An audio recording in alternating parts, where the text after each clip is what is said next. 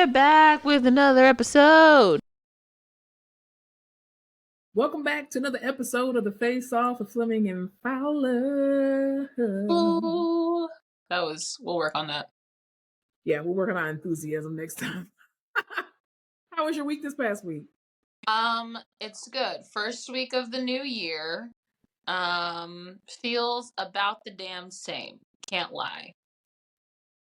Yeah, Have you I agree. shifts? You said what now?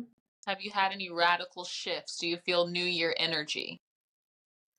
No, I still feel same last year's bullshit. Yeah, 100%. Yes. Yeah, definitely. People are trying my boundaries. Yeah, already? Yes, already. Yep. What? How? I've had to block a few people. People are just, I think people tend to forget that we are grown adults. And I think sometimes people often, because I think I struggle with this too, or have struggled with it in the past. You know how you want to have control over other people's actions. Yes. And you want to tell people when to get over something, when to respond, how to respond, all that kind of stuff. Oh, it's not that serious. Oh, why don't you just ignore it? Why don't you just move on? Kind of stuff like that. And I just find it interesting that people forget that when things happen to you or situations occur, you don't get to control how people respond. You can control what you can control, and what you can't control, you can't control. And so I've had to this week really stand firm on the boundaries that I've created with people. And some people were notified about said boundaries. Some people were just cut off. And I'm not going to explain further to the person or to people. I'm not. Not going to do it. I feel like in this day and age, like I was talking to one of my friends about this too, because she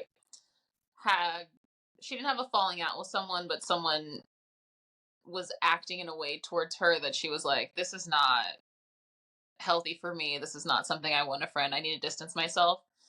And that person would like send her just weird texts, not like I don't know. I feel like if you want to talk to someone, just be like, hey, I feel like stuff is weird. Do you want to talk about it? Or is like, there's something I did, then just the like, I'm going to like your stuff on Instagram. I'm going to send you DMs. I'm going to send you a TikTok. Like, that shit's just going to piss me off. Yeah. And it's like people who, it's like people who, you know how like when you used to get in trouble from your mom and and she was in the wrong, and instead of her apologizing, she'll be like, you want to go get something to eat? Oh, no. That is my coded. Oh my gosh. Yeah. Like, I don't know why you're. Oh. Exactly. Yeah. Yeah. I definitely had to stand firm on my boundaries. I'm like, we're only like 7 days in, dude. Like, what is this? Is this what's happening this year? Because we're only in day 7. Like, I needed you to calm down. Maybe we'll front load the bullshit. No, I'm just not going to deal with it at all. Like, stand on business. Listen, I'm too close to 40, and I'm telling you that light bulb, that another decade light bulb is already on, and I can't. Like, it's like once you see, you can't unsee, and so I can't.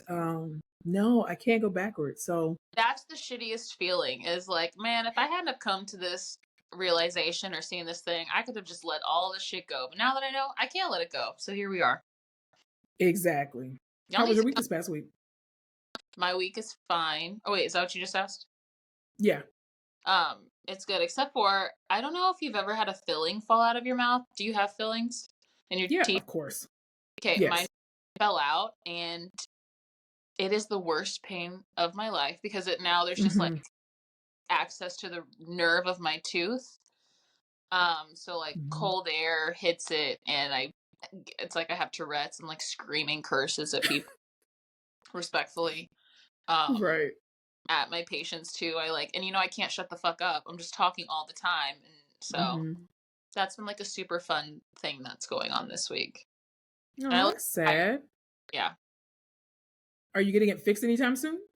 So I don't know if you know this, but I'm currently in a very small town, and once you know it, there's no emergency dentist available. So, hopefully tomorrow someone will take pity on me and fix it, but I'll keep you updated. I was going to say, you just didn't call your mom to say, hey, I need you to make me an appointment. Usually, yes. Usually that is what I do. Actually, the dentist is the one doctor that I'm in charge of because I'm there so often. She has all my other doctors. Mm, Yeah, I'm a grown up. gotcha. I'm 30 almost, so I can make a fucking dentist appointment. But Let doctor, let's see you do one. no thanks, no thanks. Every time I'm like, can I make an appointment online? Why do I have to talk to someone? Why can't I make it online? Yeah, it's like the uncomfortableness of like having to give a person your information over the phone that like no matter what age you are, you're just like this is not my job to do this. This is my mom's job to call. I don't care how old I am. Like, I need to make an appointment. And then as soon as they say, well, what's your appointment for? Why are you in my business? I need to make an appointment. That's all you need to know. You know what's So, my mom's go to? I'll be like, hey, I need this appointment. I'm having all of this trouble, right? Me to do saying this so that she'll do it for me because she's such a sweet and caring person. So mm. then this lady always, I get a call from her and she's like, hey, don't hang up. I'm on the phone with the doctor. I'm going to patch you through. She puts me on three-way every time. And she'll be like, hi, I'm here. And then I look like a loser, like child. And she's like, this is my daughter who's 30 years old and she's on the phone. I have those four every time. And then I have to be like, hi, this is my information. I get so upset. That's so funny because I actually don't mind doing that. Like to me, I feel like it's the other way around for me. Like whenever my mom has doctor's appointments or my sisters or friends, they'll call me. I'm the one that they call and they're just like, "Hey, yeah, I'm at the doctor's office for such. What does this mean?" It's because you have a good white voice too, like a telephone voice. I do, and I can turn the pitch up when I need to, and Mm, when I need to put it back down. A lot of times, people don't realize how I can sound and how I can code switch. A lot of yeah. times, you know. I've heard you on the phone. It's very convincing. Yes, absolutely. I can sound very like extremely professional when I want to. Monica for physical therapy? And I'm like, who the fuck is that? Mhm. Oh, If my voice, if the pitch of my voice is super high and nasally, just know I'm not being authentic with you. oh yeah, that's like when you see people out. I'll be talking like this every time, and my Mhm. friends will turn to me afterwards because I'll see someone and I'll be like, "Oh my god, huh? Who is that person? Who is that? Exactly. Why did Exactly. you talk up here? I'm down here." Yeah. And Because they're my like, voice is very deep. "Yeah, Yeah, my voice is very deep, and I'm just like, yeah, no, and then I'm just, hi, oh my god, yeah, we should, yeah, yeah." Why? right. We need to Why? do brunch.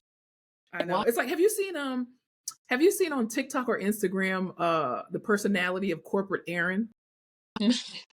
Oh, Alyssa, I will send you a bunch of her like videos. Okay, so her name is I think it's Erin Beasley. I think that's what it is. I think that's her real name. And Mhm. so she's mocking like real people in corporate America. And so she's like, if you guys don't know my name, I'm Erin from the McManagement of McManagement. And let's circle back. And she does that deep swallow, and then she's always like messing with her hair and messy. It's freaking hilarious. Corporate Erin, hilarious. You need to I watch her. Oh my I god. be in corporate America. I could not do it. You're currently in corporate America. Okay, but like, here's the thing about working in a hospital. It's a corporate structure, but you don't have to do that like weird corporate talk bullshit. Like it's the medical speech, yeah, Mhm. but that like I had to listen to Sophia's work call from like a jobs ago she had, and I probably for 5 minutes I was sitting there like, you have to listen to this. No one's saying anything. It's just work. Right. They're just talking in word speech. I don't know what anyone just Mhm. said. She's like, yeah, this is what I have to do all day, and I was like, I'd kill myself. Are you kidding me? Yeah. It's horrible. Like working in corporate America, and when people use these, oh god, it's so triggering even now. Words like, phrases like let's circle back, and we're circling the drain, and let's put a pin here, and let's I just want to like bang my head against the hardest brick wall that Yeah, I can. I hate it. I it's absolutely hate corporate word America. to say nothing. Like, did you Nothing. the TikToks where people would explain their corporate jobs in these like long Hmm. and it meant nothing. They don't do anything. That's Corporate Aaron, corporate Aaron. I'm telling you, this girl should win an Oscar, and it makes it even funnier because she's black. And she should win an Oscar for her performance because I will literally watch hours upon hours of her videos and it's triggering, but I can't stop watching. It's just too good. It's too good. Okay, you'll have to send it to me. Yeah. Well, speaking of being on the phone and code switching and all that kind of stuff, I want to start right at the top on this subject. So on TikTok, as you know, it's evidence-based society. This one particular doctor, he posed a question to the social media community. And he was talking about, he wanted to preface the video by saying, I'm not racist. And I'm not saying that the man is, but I don't know why you need to give that disclaimer. But anyway, as he's a white guy, and so he basically said, I always notice that when I have African American or Black patients, that they're always on the phone every time I come in to do an assessment and stuff like that. And I just want to know from you guys' perspective, why are Black people always on the phone when they're at doctor's offices and the ER, things of that nature? So a lot of the discourse in the comments and stitches in his video were basically kind of calling out his bullshit, really, as if he didn't know where the fuck it came from. But also, too, a lot of Black healthcare workers were also, you know, kind of giving the obvious explanation of the fact that a lot of times Black and brown patients do not feel safe, they do not feel heard, and they want to make sure that someone else is, number one, witnessing what they're hearing, but also two, you know how when you have that one family member who's in the medical field, whether it be a nurse, a CNA, a PT, an OT, a speech therapist, somebody in the medical field, you know they've heard these words, these terms before, and so they do it as a safety measure. But it was just kind of fascinating that as a white doctor, you, instead of you asking your Black patients that, you would bring the subject matter to social media. Yeah. And I just feel like you could have problem solved that. True. Done some critical thinking. Yeah, Maybe ask that nice Black nurse who's always giving people hugs and everyone likes to be around. exactly. I don't I know. think I think we are in a day and age where social media is running, you know, America at this point, right? With the amount of information that we have, most people will come to social media before they go to CNN. They'll go to social media before they Google search anything, right? And so as a physician, I think I'll play devil's advocate. On one hand, I think it was awesome that he brought that conversation to the forefront, but I think also too, hopefully, because I don't know this to be true, hopefully he has had the discourse already with his Black patients and then just wanted to see what social media had to say. Yeah. But he didn't say that in the video. But um, I would have, I hope that from this situation, he then goes back to understand the implicit bias that resides in the healthcare industry, especially when it comes to Black and brown women or Black and brown people in general, not just women, but Black and brown people, and why Black and brown people feel the need to have a backup when it comes to their healthcare. And it's rooted in racism. Tuskegee, bitch. Thank you. Done been saying Thank you. it. Like, well, Black people don't want to get vaccines. I No wonder shit. why. No shit. And then whenever you market something towards Black people, it's experimental and it gives them diseases. Exactly. Which is why when we talked about a couple episodes ago about the whole sickle cell potential cure, and I'm Yeah. like, You're like, here's since this. exactly, like since when the hell do y'all ever want to uh cure something that actually affects Black people? Mm-hmm. Like, Yep. And while we're talking about social media, mhm. I just need everyone to stop being embarrassed when they bring up a topic of conversation and they're like, I've done it myself where I'm like, oh, I read this article. Actually, no, it was a TikTok. Like, bitch, you just saw it on TikTok. Everything we see is on TikTok. Every piece of information I hear from anyone at this point, it's either a podcast or a TikTok. And I'm assuming it was a TikTok because no one's got the attention span anymore. So Yeah. don't be ashamed. And don't, I feel like older people, like I want to say like 50 and up, when they hear TikTok, they're like, oh, like it's so childish. Like you're like on Club Penguin or some shit. I was in a fucking teen chat room and I heard this bit of information. TikTok is a valuable Mhm. resource. It really is. I mean, I think, you know, the way that social media has taken over every industry. I mean, You used to go to a restaurant and have to go through a drive-through to verbally give your order and pick your order up, right? Now it's to the point where all you need is an app, which is technically social media, right? You just need an Mhm. app and you order it, you pay for it. All you have to do is go to the place and either pick it up or you sit in your car and somebody brings it to you. Amen. Even in the healthcare industry, you have ERs where you can sign in on your phone. They will Mhm. message you to let you know when you're next in line. I've gone to urgent cares where they've done stuff like that. So it's Registration like, phone. yes, you can register, you can do all of these things. You can order your prescription and put your refills in through your phone. And so, I mean, it's definitely very valuable. And I think it definitely gives you a lot more information than you would um, have the initiative to check on yourself because it's right there in your face. And I mean, yeah, you could scroll past it, but it's going to jump out to you versus you going to go search for it. Yeah.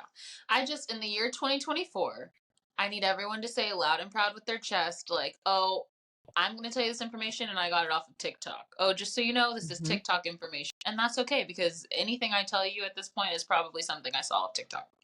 Absolutely. Or you could just say social media. Just say, I heard this thing on social media and then I did a little bit more research to kind Yeah. of spruce it up a bit, you know? Like, Yeah. I mean, I won't be justifying myself because that's no, on you and research, but I'm just telling you, I did a scroll. I was in a doom scroll and I saw this information and do with it what you will. But I don't need pretty to be much. on TikTok 17 hours a day. Okay? No, definitely not. And I don't think that you should ever feel judged. Don't ever feel judged. Thank Because I'm you. on it too. And it's very educational. It is. Thank you. I'll tell you what else is very educational. Speaking of, we're gonna address this because I feel like we didn't address it too much. Um, and the power of social media is especially. I'm not sure what side of TikTok you're on or social media, but I've been following and keeping up with what's going on in Palestine and how I was watching specifically Motaz, who is uh, a Palestinian journalist, and he is recording a lot of the stuff that's going on right now with the Palestinian genocide. And a lot of the videos that they've been showing have been like out of a movie. Like it legit looks like Crazy. The Walking Dead. It's crazy. Like I mean, and they're not sparing any kind of, you know, graphic images. I mean, you're seeing little babies with gashes on their forehead and people with missing limbs and blood. I'm talking about it's bad. And it was crazy because as I was looking at his story, it just kind of gave me this like I don't want to call it a revelation, but you know how because I'm such a big apocalyptic girl, I do know and I'm that. Yeah. always like, right, and I've got doomsday prepare and everything. And so it was interesting because I was like, we keep thinking that the apocalypse is going to be a bunch of zombies, but the people in Palestine are legit dealing with an apocalyptic event. Like the fact that like we look at what's the show that was a movie, I mean that was a video game, The Last of Us. The Uh, Last of Us and like The Walking Dead. Like we mhm. look at shows like that and we're just like, wow, I can't imagine all of a sudden one day everything's fine, the next day everything's crazy.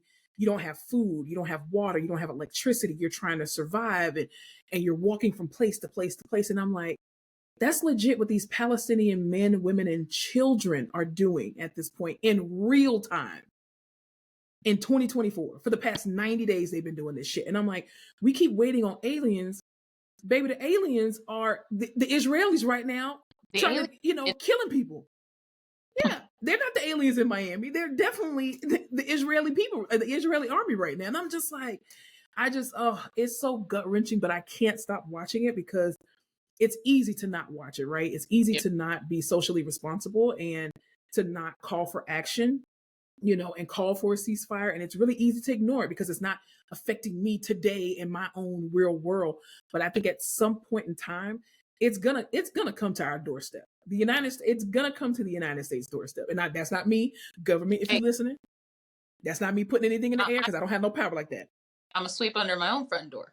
Thank you. Exactly. But I'm also still, continuing to, like, share, a lot of the content and stuff that's happening in Palestine because I think the reason why there's been such a big global outpour is because of the benefits of social media. Because if they don't record this stuff, how do we know it's happening? Not only just in Palestine, but in Sudan, in the Congo, in all of these other different places where genocide is currently happening. It's like social media is much bigger. I mean, I know we talk about a lot that we hate social media, but at the same time, it's so needed because CNN isn't showing what Motaz and Bassan are showing us. You know what I mean? Like they aren't showing us what's happening really in these countries, which is going to eventually affect us. And it's just sad. So I'm continuing to pray for all of these men, women, and children who are continuously being murdered at the hands of people who experience genocide, which is crazy. But yeah. So I feel like there's two types of people Hmm. on TikTok, especially, and it's socially informed and conscious people like yourself who are seeing this information Hmm. and then getting propagated more of this socially beneficial information. And then there's people who go on TikTok to turn their brain completely off and just let it melt. And unfortunately, I am the last. No, I have not seen any of that. I'm not ignoring it. I'm just saying it's not popping up on my FYP because I'm on, like, I can't even tell you the kinds of talks I'm on. It's just like my scrolling to numb me. That's what they want. They want a sheep. I'm a sheep, baby. I'm the I'm the target audience. They're like, keep showing her these fucking TikTok trends. She'll never do anything socially responsible, and I probably won't. I'm just gonna keep scrolling. That's going to be the topic of this episode: is sheep for the slaughter. I'm the sheep. I will be slaughtered, but I have you. This is how I tap back in. I'm like, oh, that shit's still fucking going on. That's crazy. That's horrible. I'm gonna look into that because that sounds. I'm not with that. I'm not with that shit. But yeah, no, I agreed everything you said. That's why I started laughing because as soon as you said socially conscious people like yourself, I was like, oh shit, she about to say she's not. I'm not saying that I don't think it's important. I'm just saying that if we were to put our phones together on TikTok right now and start scrolling, it would be very different. Very different. Right, we're on different sides of TikTok right Yeah, now. we go there for purposes. I'm like, but Yeah. it is crazy. I am very worried that, which is a very double-edged sword. It's like Hmm. I'm very blessed to be so removed from that situation, or to be able to be so removed from that situation. I worry that, like, seeing that too much, being bombarded Hmm. by that, would send me into a depressive spiral that I don't even think I could handle. But how selfish is that to say, like, oh, I don't want to see that because I think that will negatively impact my mental health when people are going through it for real. So, I mean, I think what you're saying is valid though. I mean, I think, on one hand, it absolutely is good to take a mental pause, but at the same time, the Palestinian people, the Congolese people, the Sudanese people, they don't get a pause button, unfortunately. They yeah. don't get to just scroll away from it. And so I think that's why I'm continuing to watch it, because, and not just watch it, but also, call for action and reach out to, your local elected officials to pressure your governor, your government, your congressmen and women, your senators, all that kind of stuff, to call for a ceasefire. And I think it's sad because there are so many of us in this country, of these United States, that does not agree with what our government is doing, and we've either voted for it or against it, which is not a problem, because I mean, whether you just because you vote for a particular entity does not mean it's going to win. And even if you do vote and they win for the entity that you chose, it doesn't mean that they're going to do what you want them to do every single time, right? Even if it's the right thing to do. But I think it also shows, hopefully, that they will be able to see it at some point in time, that we were on the right side of history. So even speaking of the right side of history, like, how with regard to everything that's going on with Palestine, how a lot of people have been boycotting Starbucks, and how Starbucks has, I mean, had a decline in their stocks, and a lot of the holiday drinks that they had, that they expected to make all this money during the holiday season, they haven't made it, right? Allegedly. So of course, I've been getting way more notifications from Starbucks. I haven't gone to Starbucks in probably like 4 months. You said what? Really, that you're getting notifications from them? Oh yeah, they're every week they're like 50% off refreshers, 75% off this. And I'm just like, y'all ain't never had these damn sales, except for when now y'all are being boycotted. But what's crazy is even though people have been boycotting Starbucks, have you seen the crazy like the first of all the Oh, collaboration between I, are you back? The I, collaboration between the collaboration between Starbucks and the Stanley Cups and how people have been sleeping oh outside overnight for Stanley Cups. no. Have you been on social media at all this week? I, I don't. I thought I had. I don't know. I don't know what my week's been crazy, but What side of TikTok are you on? you don't want to know. It's not good. Oh, interesting. All right. Well, Talk about anyway, it. so these Stanley Cups, which are not even all that, like, I mean, it's a freaking tumbler. Like, who the fuck cares, right? It's a Yeti, it's a Stanley, it's a John Deere. I don't fucking know. But they collaborated with Starbucks to offer these particular Valentine's Day cups, which is like these pink and fuchsia pink or whatever cups. And apparently they're like $50. And people have been going crazy. And I'm like, y'all been boycotting Starbucks this entire time. And then it takes Stanley Cup to now offer you a pink version of 30 cups that you already goddamn got for you to fold and be like, I'm with Starbucks again. Okay, and I know we're not the target demographic for Stanley Cups. Um, Yeah. but what the fuck is it with water bottles and like middle-aged white women? I don't know. I really don't know what it is. I mean, I have a water bottle that's from Walmart that cost me $5. Okay. And even when I went to was it TJ Maxx? I think it was TJ Maxx or Home Goods. And I saw the prices for a water bottle. And these water bottles are like double digit numbers, like $50, $75, $100 for a cup. Well, and No.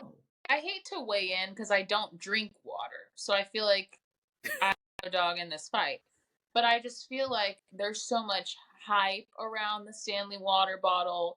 You gotta have, but then it was like before that, it was the Hydro Flask or it was the Hmm. Wall, whatever. There's always some water bottle. I'm like, can't y'all just fucking Hmm. drink water? Also, I Exactly. am along with not being socially conscious, I wouldn't consider myself particularly environmentally conscious, which means I love a plastic water bottle. I primarily drink out of plastic water bottles. I don't know what to tell you. They're convenient and they're clean to me, and I hate having to keep track of something that can't be thrown away in the trash. So I'm just confused by the Stanley epidemic. Two things. One, I need you to be more socially conscious. I 24. I will be working on it. But number two, I agree with you. A water bottle is a water bottle is a water bottle. Like most times you're putting, not unless you're going hiking or you're going hiking on Mount Everest. That's the only time you really need to pay attention to what type of water bottle you're using. Now, obviously, the BPA free ones, all that kind of crap, that's essential, right? But who cares if it has a straw versus a thermos at the top versus an open hole? Like, is this what we're doing in 2024? We're standing in line outside overnight for water bottles? Starbucks cups that aren't Stanley. People are like die hard for that shit. I guess it's just like everyone has something. Some people buy the new iPhone when it comes out. Some Mhm. people get a Starbucks cup. It's all consumerism at the end of the day because you don't need any more. No, we should all stop buying things. I mean, that's And kind of hard for me to say because my Amazon cart's kind of full right now. okay, and here's the thing: Amazon's horrible, but the goddamn is it? Eh, What that- am I? I can't argue with that point because I'm a slave to the Zon. I can't help it. Mm-hmm. I can't help it. Speaking of what we were talking about, Speaking of slaves, okay, well, I guess aliens. I don't know. Uh, so did you hear what happened in Miami this past week? I heard little inklings of some extraterrestrials. What happened? That's all I know. You probably know more than me because you actually Oh, probably go to Miami more than I do. or Instagrammed, and anything that man does, I immediately it pops up on my feed like this. And he was like, "We're not gonna talk about the aliens in Miami." And I said, if anything were to land on this planet, it would be in Miami." I mean, I just feel like them saying that it was a 10-foot alien in Miami near South Beach. I just feel like this, and I'm quite sure a million other people have said the same thing. So I'm not saying anything that's like completely new. Apple iPhones have pretty good cameras, right? Yeah. Samsung phones have even better cameras where you can zoom all the way into the moon. Okay. You got a Samsung 3500 Ultra Z Tip, whatever. They got like 1,000 zoom in. Help me to understand why we can see someone clear across over to the moon on a cell phone, but then every time there's an alien sighting, it looks like y'all recorded this on an old school camcorder. But isn't that even more concerning? Yeah, because that to me that means it's not real. To me, that means they have a way to mess with everybody's phones. I don't even think it's that. I think they're purposefully not trying to get the quality. Like, I'm sorry, you got cameras that got 50 megapixels, and you mean to tell me that this is what a helicopter has? So you can see my license plate from up in the air as a traffic helicopter police field, right? But you can't show me a digitized picture of the real alien, but you can see my license plate, which is much smaller than the 10-foot alien. Because they're only giving us what they can give us. They're not giving us the good shit. Well, they already testified in Congress that aliens do exist. So that alien was out saying. Looking for the hoochie daddies. I'm not saying aliens are. I already told you who I think the aliens are. Well, yeah. What? No, we're not even talking. I don't want to put that out there, so don't worry about it. No, say it. Go ahead. I'm just going to say, what would you rather happen? Like, our country be thrust into a war or an alien invasion? I mean, I feel like America has been at war since the inception. So what would be different? Like, war on the home front. I mean, we're Black in America. We're always at war. Bombs being dropped at your front door. I know. No, I would rather neither. Well, what kind of aliens are these, though? Are they nice aliens? Are they aliens that'll probe your brain, stick their fingers in your ass? What kind of aliens? The Miami aliens. So, like, sexy red, but scary and could kill you. No thanks. Okay. I'm going to tell you this. The more I keep watching the reality of Palestine, the more I'm convinced that I don't want to survive to see an apocalypse. I would agree. If that's what it looks like. Yeah, no. I'm not equipped, you know? No. I get winded climbing up my 17 steps to come to my room. I'm just like... To come upstairs. Period cramps, no toilet paper, like the smells would be bad. Can I floss my teeth? I don't know, you know? Those are the things. Yeah. I can't run. My, like, stomach pH is very delicate. I need yogurt every day. There would be no yogurt, you know? I could not. Speaking of what there won't be, there won't be any more rumors about our girl, Halle Bailey. Burr, burr, burr, burr. I know that we come on here every week and we're like, stop speculating about celebrity pregnancies. But bitch, we fucking knew it. We fucking knew it. And I'm just... I think Halle hiding her entire well, she didn't hide it. She was selective in who she shared it with. And I pray that every celebrity after her at this point takes a page out of that girl's book to say, I'm not addressing shit. I don't care if y'all see me with the pregnancy face. I don't care if I would wear the big poofy dresses. I'm not saying shit. And I love the caption that she said, the world is desperate to meet you. Because I live. Everyone's so in her business. And also just like, if she doesn't want to tell y'all, she doesn't have to fucking tell y'all. Yeah. You're not paying for the baby. You're not paying for the baby. Let it go. And I hope and pray that she never shows that child's face. Don't show us. I love a secret pregnancy. Let's bring secret pregnancy. Yeah, because you know what's crazy? Before social media was a thing, and obviously this was, back in the day, 80s and whatnot. I remember when you had to find out through like the National Enquirer that somebody actually had a baby. Like it was Yeah. very few pictures out there of celebrities being pregnant. And I absolutely just love that she chose to just tell who she wanted to tell. She literally shot a whole movie and was just like, what are y'all talking about? Pregnant? What? No. I love Never, it. not me. Couldn't be. I love it. But shots out though, honestly, the real MVPs are her entire family and team and what's his name? DDG's entire family and team because they leave nothing. Who He's is a that? rapper. I think he's a rapper. That's her child's father. He's a rapper. What does DDG stand for? Don't doubt. I know his name is. You said "Don't Doubt God." Okay, Young Thug. I know his real name. I think his real name is Daryl. So it may be his initials. Daryl. Yeah. Daryl. Yeah. But I love she named the baby Halo. Cute. Yeah. Which apparently both of them made songs featuring the name. So they told everybody the baby's name from the very beginning, but people just didn't pay attention. On some Taylor Swift shit. I like it. Taylor Swift's pregnant? No, but she like hides things places all the time for people to find. I'll tell you who's not hidden anymore. What were you talking about, Gypsy Rose? Okay, as we all know, our new favorite, Gypsy Rose Blanchard, is out of prison. Snap, snap, snaps. We were all rooting for you, girl. Everyone, literally, my favorite part about this is that she helped to murder her mother, and everyone's like, who? What? Her mom? Who cares? She's out. Woo! Her mom deserved it. I know. The whole country was just like, yeah, fuck that bitch. So glad you're out of prison. Never seen America rally behind anyone like they have rallied killing their mother.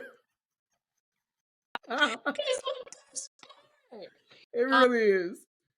So she's out and she's doing her like social media rounds. She is on everyone's podcast. She has started her own TikTok. I'm obsessed. I'm living for it. She just like, I cannot wait to follow this journey. I'm obsessed. I will give all the money to her. I will watch anything she puts out. I agree. I'm so happy for her. I've never been so happy that somebody's out of jail because I don't think that she should have been there in the first place. Her mom was a psychopath. She had to do what she had to do to get out. That's what I'm saying. She's a fucking survivor. I'm a survivor. I'm not gonna give up. Gypsy's gonna work harder. She's gonna survive it. That's all I'm saying. Look, they could slap her face on a George Foreman at this point. I'd be like, I need 6. Absolutely. I'll be making hamburger patties every night. I hope she capitalizes on her stardom right now at this point because she deserves the world. She just does. She commented on her boyfriend's post. No, what did she say? He had, I guess, posted a picture of them and all these people started talking shit and she was like, basically, don't listen to them. Like, we know it's love and da-da-da-da. And yeah, the D is bomb and y'all should know. I said Gypsy. Too much, Gypsy. Too much. Pull back. He had bomb dick game, but thank you. And I'm happy for you. Pull it back. Pull it back, Gypsy. We don't need to know that part of you. Changed her. Prison changed her, but that's don't make it weird. Changes everybody. Yeah. Don't make it weird. But I am literally my most excited thing for this year is to watch whatever Gypsy Rose does. Absolutely. Isn't the lady Yolanda, whatever her name is, who killed Selena, isn't she supposed to be getting out pretty soon? I refuse. Not on my watch, bitch. She's staying in jail. That is a murderer. Murderer. I honestly feel like she's actually safer in jail than out because I feel like Mexican people are going to they're going to hurt her if she comes out of jail. 100%. Yeah. See, Gypsy helped to kill a psychopath, a criminal, a deserving person. Right. Yolanda Bolivar killed an angel, a star. You know? Absolutely. So, no, she can rot in prison. Thank you, and good night. Yeah. Well, speaking of rotting in prison, we just celebrated the anniversary of these thugs and terrorists in the United States who basically participated and created an insurrection and trying to commit treason and overtake and overrun the Capitol and tried to kill Mike Pence as well as Nancy Pelosi with these thugs. We just celebrated the anniversary of January the 6th. Do you want to know what's funny? Is that I was scrolling on social media as one does, and I didn't. You know how when there's an Instagram carousel with multiple pictures, it doesn't Yeah. necessarily start you off on the first picture. Sometimes it starts you off in the middle of the carousel, so you just see random pictures. So I Mm-hmm. saw these pictures, and it looked like people celebrating, and I was like, "Oh, cute! Like, what is this? Everyone looks like they're having such a good time." And I went to the front, and it was like, "In remembrance of the January 6th." I was like, "Oh, they're not." Unlike Woo! Close, close. yeah, everybody Like they're having such a good time. committing treason, What are we celebrating? running over the Capitol. Yeah, yeah. So that is hilarious. read between the lines, people. It'll get you. Listen, well, speaking of reading between the lines and kind of piggybacking off of January 6th, I know you saw this video that came out recently with this young man leaping over to attack a judge who was like, I think you need to learn a lesson a different way, i.e., jail. And he was like, nah, fuck that bitch. Did you see that? You got me fucked up to think that I'm gonna deal with that at work. Where was her bailiff? I'm just like, isn't there? These are people who are being sentenced to things are usually dangerous. I don't know. Should there be more space between you and the? I don't know. He seemed a little off. Did you see that he admitted he was trying to kill her and that he was quote having a bad day? I did not see that, but he did say to her, my mental health is good. I'm doing better at my anger. And she said, yeah, I don't think so. I think you need to learn the lesson in a different way. He was like, all that went out the window. She said, and she had nowhere to run. Yeah, that's That's scary. That is scary. I mean, I don't think judges, I think judges probably get attacked more than we think. But for the way that man leaped over, and I didn't see a bailiff, I saw her little clerk that was trying to punch him in the side, but I'm like, man, where was your bailiff? On Judge Judy, there's always a bailiff. He's right there. And don't they got guns? I mean, I'm not saying kill the man, but you could have shot him in the kneecap or something. And then I was just thinking, like, judges have don't shoot him. People that have to be after them because they're the ones who are like, jail immediately. Mm-hmm. Like, I don't think I could be a judge. I'd be afraid people are coming after me all the time.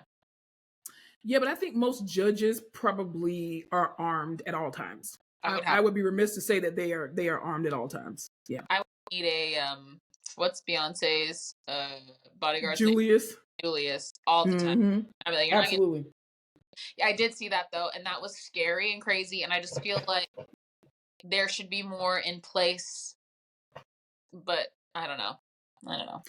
If that judge ever thought that she made the wrong decision by sending him to jail, that proved to her that she was right. You were on the right track, ma'am. Yeah, you're really showing yourselves. Also, I just refuse to have to deal with that shit at my place of work. I'm not doing it. I mean, we get attacked at work. When I say we, I just mean healthcare workers. Get attacked by patients all the time. Even if it's a 80-year-old demented man, 100-year-old demented woman, obviously their punches don't hurt, but we still get attacked to a degree. And the way that we all keep it pushing is insane. Yeah, but that he appeared to be actively trying to end her life on this earth.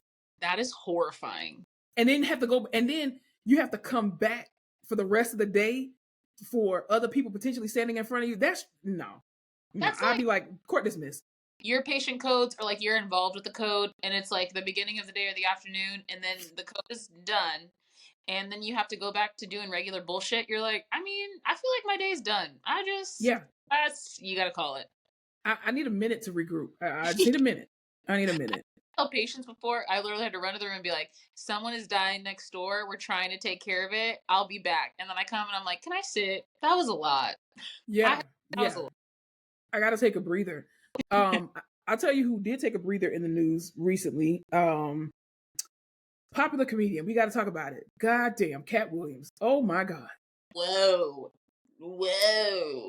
if y'all have been living under a rock, Cat Williams, because he was talking about Kevin Hart, but Cat Williams did an interview with Shannon Sharp on his podcast called Club Shay Shay, which is weird, the name Club Shay Shay. Anyway, that's been really popular in social media lately because him and Chad Ochocinco have just been saying wild shit.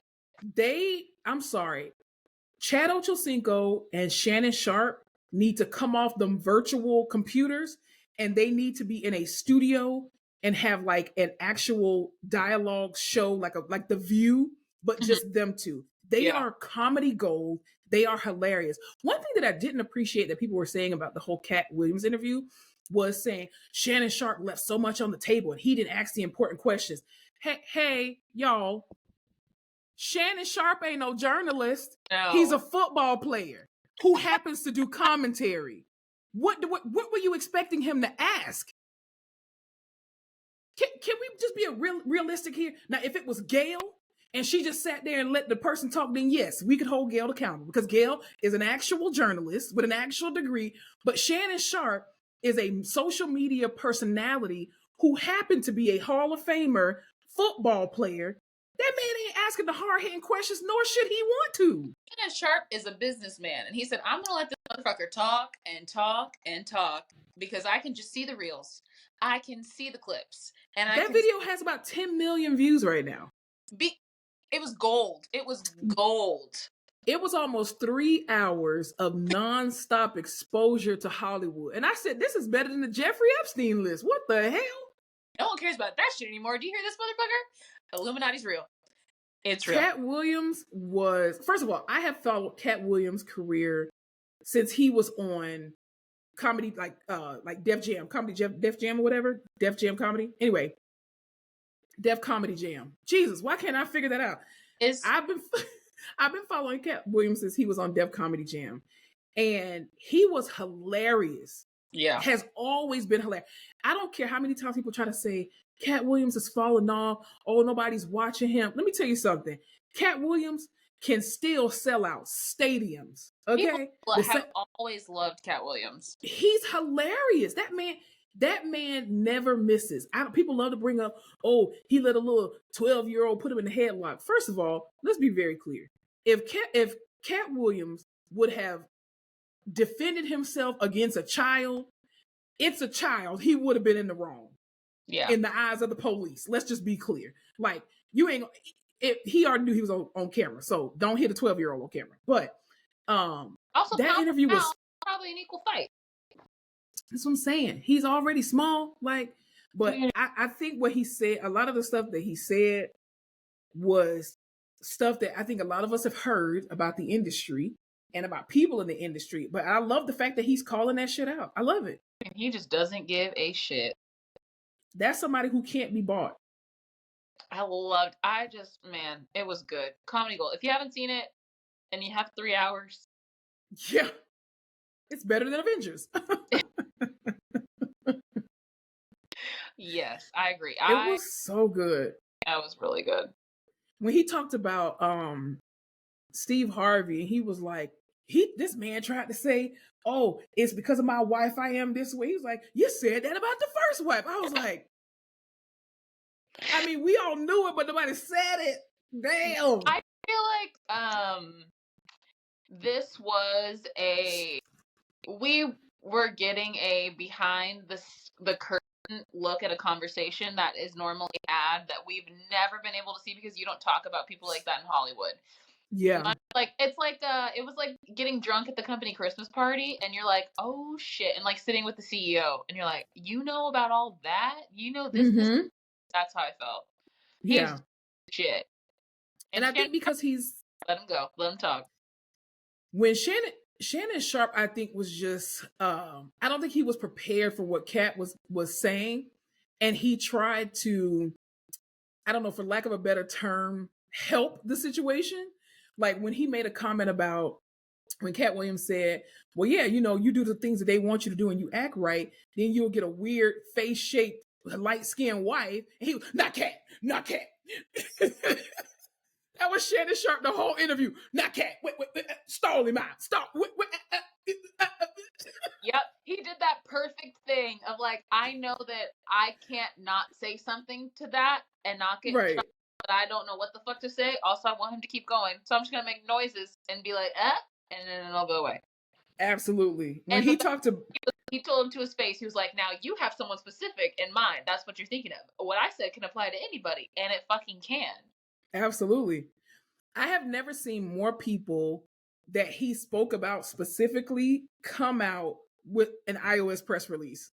It was a lot of hit dogs that were hollering this past week. Everybody was making statements. I would have shut the fuck up. I would have been like, I will not say anything. No, you can't say anything because then you're This is why I keep saying. And then Ludacris came out and did a whole rap. Ludacris, if you had your wife, go. Here's my thing, sir. If you had any street cred left, you wouldn't have made a song about the fact that this man dissed you. I mean, you wanted to, I'm a Ludacrati or whatever he said. I was like, your friends are not your friends. Who let you do that? Where's your PR? If someone came out on an interview talking shit about me, call me by name, and I know to me, I'm like, I don't give a shit because I'm still fucking rich and famous and nothing you're going to say is going to fucking, I would shut the fuck, I would just not say anything. Especially not about this. Yeah. Did you see how that worked for Meek Mill and Drake? Not great. And here's the thing, when something is a groundswell like this interview has been and still people are talking about it, you have to give it at least a month for something else to happen before you say, y'all remember that conversation that Cat went, because nobody's going to care about your response. Yeah. And then they're going to be like, oh, well, maybe it wasn't really that much. But I'm talking about Ice Cube, Cedric the Entertainer, Kevin Hart. I mean, I'm like, all of these people came out and said stuff, and I'm just like, I don't think y'all really realize Cat Williams just doesn't give a shit. I hope this is the resurgence of Cat Williams. Like, I want him everywhere all the time. I'm obsessed. But see, people who actually follow, like Cat Williams, like myself, he never went anywhere. This man is still on tour. It's one of those things where, when people will be like, whatever happened to this person? They were so great and they had all these albums and now we just don't see them anymore. And it's because someone in the industry is trying to stifle their career.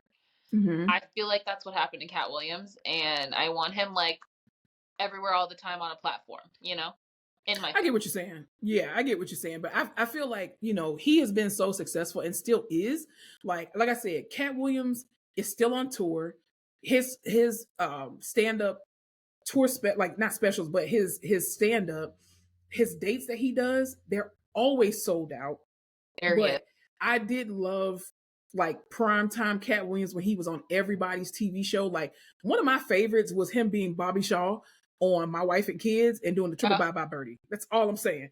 Like everything he did, I don't think Cat Williams has done a flop movie yet. He has been funny, and to me, he's one of the only comedians, honestly, and especially him and Bernie Mac have been two of the comedians who have been consistently funny in everything they have done. I have not seen a moment yet where Cat Williams was not funny. And it can't be that people just put him in perfect roles. I think he is just so good at executing whatever role he has. Like he can change. Absolutely. He's just always spot on. Absolutely. I agree 100%. But that interview was one for the book. So go on YouTube and that's what it did. It was so good. You know how somebody keeps making like the calendar of events that happens and for the year or whatever, and they were like, damn, we're not even 2 days in, and here come Cat Williams. He's for January. I'm like, absolutely, he sure is. It was a great start, man. Yeah. What were you talking about Alaskan Airlines? I don't know if anybody else saw. So I fly. I'm a flyer. I've been on a plane. Me too. My big fear on a plane, that fucking emergency door opening while I'm in the air. Mm-hmm. And guess what happened on an American Airlines? I think it was a 737 flight. Alaskan Airlines. What did I say? American. I meant Alaskan. American. Please don't come for me. The fucking door flew off the plane. That's crazy. And supposedly 20 minutes after they took off, some other part of the plane also flew off. What do you do? What do you do in that situation? I'd be scared for my life. Okay, what do you think the not settlement, but like emotional damage, financial breakdown would be for those passengers? So here's the thing. Here's what I would do personally after a lot of counseling and maybe like a fucking reclusive like state for a couple months. I would present my social media history and be like, look how fun and full of travel my life was, and you've ruined it because I can never Yeah, do it again. That's trillions of dollars. Trillions. yeah. That because that I mean, planes are already scary enough, and when they make all these weird noises, you don't know what they mean. Like now, listen, your little box Chevy can make noise all day long while you riding up and down these highways, but at least you're used to these noises. Also, But a you can't big go lower than the ground. I'm already on the ground. thank you. The most you're gonna do is crash into a body of water, a tree, or maybe an open field. Hopefully, right? But for a whole plane, baby, you coming down, and you coming down fast. That literally, Liz, in how does that happen? And you know what? That's why they never tell you when you sit in the emergency row. They're always like, "Hey, in an emergency, do you think you'd be able to open this door?" And I'm like, "Yeah, sure, whatever. I can fucking open a door." Never have I Mm-mm. ever heard one of those people say, "Hey, this door may fly the fuck off of the plane while we're in the air and suck you completely out. Is that okay?" No, that Well, would not be okay. I did hear something allegedly that the two seats that were in that area, the reason why they were empty is because two people actually missed their flight. And this is all alleged because I don't know if it's true or not. But I did see on Twitter this one guy showed like the actual confirmation of the flight and the time. It was like, yeah, it was actually me. I missed my flight. Like, could you imagine sitting right there and then that happening? Like, And y'all say God isn't real. That's man, you better lift your dirty hands and give God praise. that is wackadoodle. I also the fact that I mean, I don't know. I haven't been in that situation, so maybe I would. But the fact that people had like were able to take out their phones and record, I would have just been praying, crying. I don't know. Girl, I definitely wouldn't have been the photographer at that moment. And that's why when that plane says fucking keep your seatbelt on, you keep your seatbelt on. Keep your seatbelt on. Because if you didn't have your seatbelt, you would have fell. Oh, Jesus. And they were 10,000 feet in the air. Do you Lift your dirty hands and give God thanks. think if you got sucked out of a plane that high in the air, would you just go unconscious immediately and then hit the ground and die? Or do you think you'd be awake on your fall down? I think you'd be awake on your fall down, and right before impact, your body will try to protect you and you would pass out. Oh shitty. Because you know how people do on like the roller coasters and like the slingshot and stuff, where they're going up in the air so fast, the adrenaline takes over, and then they pass out, but then they and then they wake up again. I literally think you'll do that. I don't ever want to find that out, but I think that's what happened. What would happen? Oof. But yeah. That's crazy. Thank God nobody was killed or injured or anything. They're about to get good settlements. Oh, absolutely. They don't even gonna have to sue. Alaskan Airlines gonna be like, everybody who's on that flight, you get all the points forever. All the points forever. Okay, if Alaskan Airlines was like, we'll give you $100,000 settlement or free flights for the rest of your life, what would you take? I think you would have to give me free flights, not on Alaskan Airlines, because I'm not going back. Flying fucking airline anymore? Yeah, you're gonna have to give me a voucher to Delta because this doesn't happen on Delta. Delta would never. I'm fucked up enough. Like, yeah, I'll take the flights. Forever. Yeah, exactly. Yeah, I mean, you can do some damage with some flights now. Like yeah, but not on Alaskan Airlines though. I wouldn't fly on the same airline. And supposedly that like model plane has a lot of issues, so they say don't book a 737. Ooh, that's interesting. Yeah, 757, 777, sure, but not a 737. Don't know why. I want to go on those what are those Dubai planes? Emirates Airlines? Yeah, those look nice. Whew, there's like a whole mini hotel in the sky. Let's go. Where are we gonna go? Dubai? Let's do it. Why not? We're already going to Africa this year, so and Tokyo, so let's put it on the list of other international places we're gonna go. Yes. I mean, I don't have much PTO right now, but I'm gonna conserve. There you go. I'm conserving. Absolutely. Absolutely. Anything else we need to talk about before we talk about what we're watching? No. What have you been watching this week?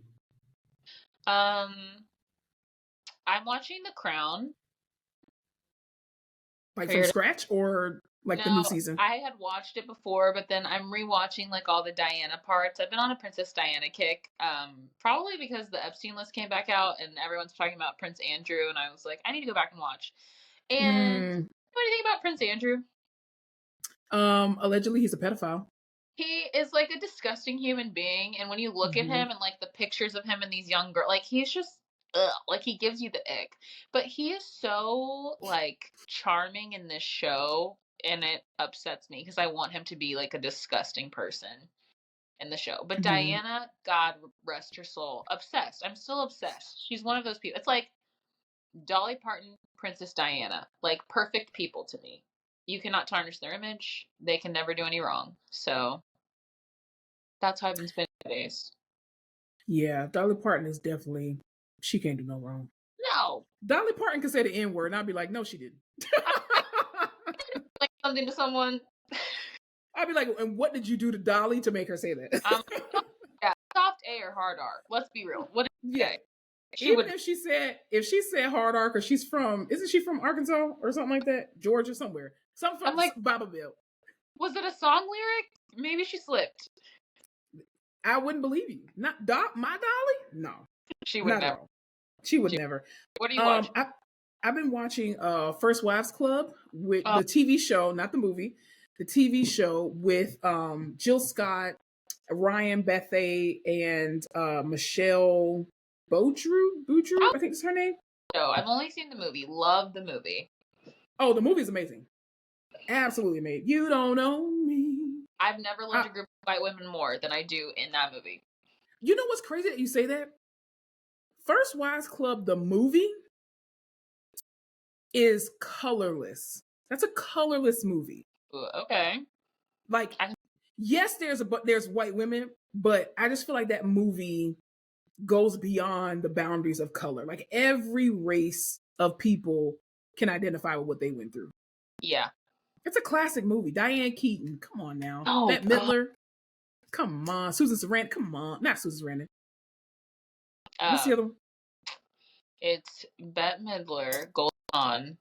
Goldie Hawn. Jesus. Yes. But Is it the show was. on the same thing? Is who?